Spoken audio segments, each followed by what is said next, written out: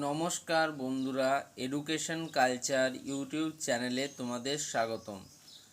তো ডিপ্লোমা 2024 সালে স্টুডেন্টরা কিন্তু মূলত দুটো বিষয় নিয়ে এখনকার পরিস্থিতি অনুযায়ী খুব টেনশনে রয়েছে।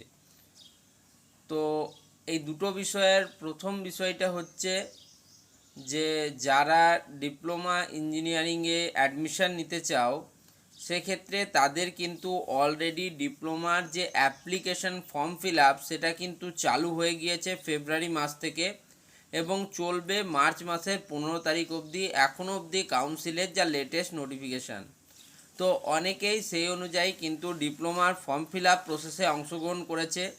এমনকি তারা পেমেন্ট প্রসিডিওরেও অংশগ্রহণ করেছে, পেমেন্ট তারা ক্লিয়ার করেছে, বাট এখনও অনেকের কিন্তু ভ্যারিফিকেশান স্ট্যাটাস শো করছে না। দ্বিতীয় যে প্রবলেমটা ডিপ্লোমা স্টুডেন্টরা ফেস করছে, তারা অলরেডি অ্যাডমিশান নিয়েছে এবং ডিপ্লোমার বর্তমানে বিভিন্ন ইভেন্ট সেমিস্টারে পড়াশুনো করছে, যথাক্রমে সেকেন্ড, ফোর্থ এবং সিক্স সেমিস্টারে। তো তাদের সমস্যার মেন কারণটা হচ্ছে তাদের ফার্স্ট, থার্ড এবং ফিফথ সেমিস্টারের রেজাল্টের পর কোনো সাবজেক্টে সাপ্লি পাওয়া বা এফএফ বা পুরোপুরি ফেল করে যাওয়া। তো এটা নিয়েই মেনলি দুটো দলের মধ্যে বা দু ধরনের স্টুডেন্টদের মধ্যে সবথেকে বেশি প্রবলেম।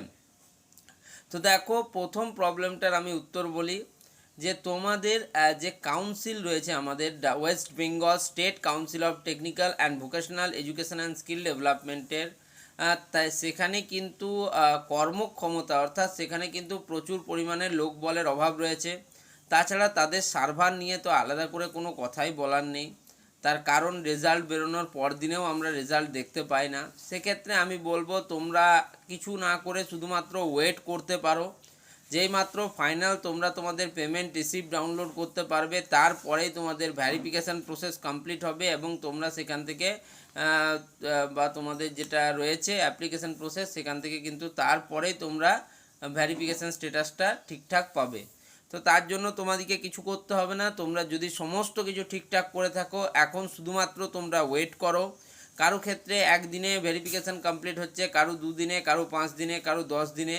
তাই বলবো যে সময় যে একদম ফিক্সড কোনো টাইমিং রয়েছে যে তোমার সব ভেরিফাই হয়ে যাওয়ার, তার কিন্তু ডিটেলস এখনও অবধি কনফার্ম কিছু নেই। যে কোনো দিন তোমাদের কিন্তু এই সমস্যা কিন্তু মিটে যেতে পারে। তাই এটা নিয়ে খুব বেশি চিন্তা করার কোনো প্রয়োজন নেই, শুধুমাত্র ওয়েট করা ছাড়া উপায়ও নেই আমাদের কাছে কিছু। তারপরেও যদি তোমার খুব প্রবলেম হয়, সেক্ষেত্রে ওয়েস্ট বেঙ্গল স্টেট কাউন্সিলের হেল্প ডেস্ক রয়েছে। অফিসিয়াল যে ওয়েবসাইট websct.co.in, ওই ওয়েবসাইটে গিয়ে সেখানে হেল্প ডেস্কে তোমরা মেল করে তাদের কিন্তু তোমাদের প্রবলেমের কথাটা অবশ্যই জানাতে পারো। এটাই মোটামুটি সমাধান। এর থেকে বড় কিছু সমাধান এখন পর্যন্ত আমার কাছে জানা কিছু নেই, ভবিষ্যতে পেলে অবশ্যই তোমাদের সাথে শেয়ার করব। দ্বিতীয় যে বিষয়টা, সেটা হচ্ছে যে ডিপ্লোমার ফার্স্ট, থার্ড এবং ফিফথ সেমিস্টারে যাদের সাপ্লি বা ফেল ছিল তারা কি করবে।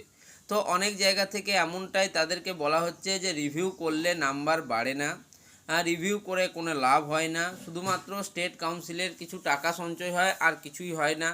তো এরকম অনেক প্রশ্ন তারা করছে। দেখো, সত্যি বলতে গেলে আমি তোমাদের আগেই বলেছি কারা রিভিউ করবে আর কারা রিভিউ করবে না। যারা অলরেডি পরীক্ষা এক্সাম পাস করে গেছো আমি বলবো তাদের ক্ষেত্রে রিভিউ করার আর কোনো প্রয়োজন নেই। বাট যাদের কোনো সাবজেক্টে ব্যাক বা সাপ্লি রয়েছে তারা কিন্তু একবার ট্রাই নিয়ে দেখতেই পারো। কোনো রকম কোনো প্রবলেম তো তাতে নেই। একটা সাবজেক্টে 50 টাকা লাগছে, ধরো তুমি ম্যাথামেটিক্সে ব্যাক পেয়েছো বা তুমি অ্যানালগ অ্যান্ড ডিজিটাল ইলেকট্রনিক্সে ব্যাক পেয়েছো, সেক্ষেত্রে তুমি সেই একটা সাবজেক্টে তোমরা 50 রুপিস দিয়ে কিন্তু অবশ্যই বলবো রিভিউটা একবার করিয়ে নাও। সম্ভবত দেখো কিন্তু নাম্বার বাড়তেও পারে। আর রিভিউ প্রসেসের ক্ষেত্রে আরেকটা জিনিস বলবো, তোমাদের রিভিউ করলে যে নাম্বার বাড়বেই বা নাম্বার কমে যায় এরকম কোনো কিন্তু কোথাও গাইডলাইন্স নেই। তোমার কপির কিন্তু দুটো জিনিস চেক করা হবে। এক হচ্ছে তোমার নাম্বারিং কোথাও দিতে ভুল হয়েছে কিনা, আর দ্বিতীয় বিষয় হচ্ছে টোটাল নাম্বারিংয়ে যোগ করতে স্ক্রুটিনাইজার স্যারের কোনো ভুল হয়েছে কিনা। বাকি এমনি দেখো, রিভিউ প্রসেসে এমন নয় যে তোমার খাতাটা পুনরায় পুরোটা রিভিউ করা হবে, এটা কিন্তু রিভিউয়ে হয় না। এবার অনেকের আমার কাছে প্রশ্ন করেছে যে দাদা রিভিউ এবং আরটিআই একসাথে করা যায়, তো আমি বলবো করা যায়, অসুবিধা নেই তাতে। বাট রিভিউ প্রসেস করার আমি বলবো যে দেখো 15 দিনের মধ্যে তারা বলে যে রেজাল্ট বেরোনোর 15 দিনের মধ্যে কিন্তু আরটিআইটা শুরু করতে হয়। বাট যদিও এটার কোনো লিখিত কিছু নোটিশ আছে বলে আমি জানি না। তো যাই হোক, তোমরা আরটিআই করতেই পারো, কিন্তু আরটিআই শুধুমাত্র তারাই করবে যারা কিন্তু একদম কনফার্ম যে সেই সাবজেক্টে আমার ব্যাক বা সাপ্লি লাগবে না, আমি খুব ভালো পরীক্ষা দিয়ে এসেছি, তাদের ক্ষেত্রে আরটিআই বা রাইট টু ইনফরমেশান একটা অ্যাক্ট হচ্ছে একটা খুব সুবিধাজনক একটা অ্যাক্ট।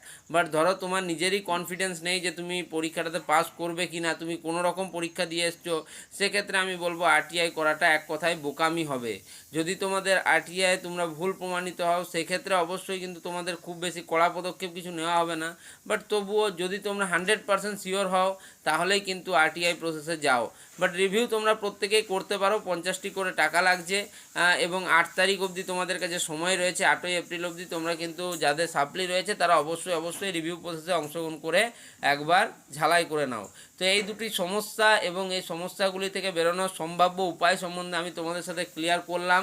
আশা করি তোমরা কিন্তু এই প্রত্যেকটা পয়েন্ট বুঝতে পেরেছো। তাই ভিডিওটা তোমাদের যদি মনে হয় যে হ্যাঁ এই ভিডিওতে বলা কথাগুলো সমস্যাগুলো তোমাদের হচ্ছে, সমাধানগুলো তোমাদের প্রয়োজন, সেক্ষেত্রে অবশ্যই কিন্তু ভিডিওটিকে লাইক করো, বন্ধুদের মধ্যে শেয়ার করো, চ্যানেলটিকে সাবস্ক্রাইব করো। ধন্যবাদ।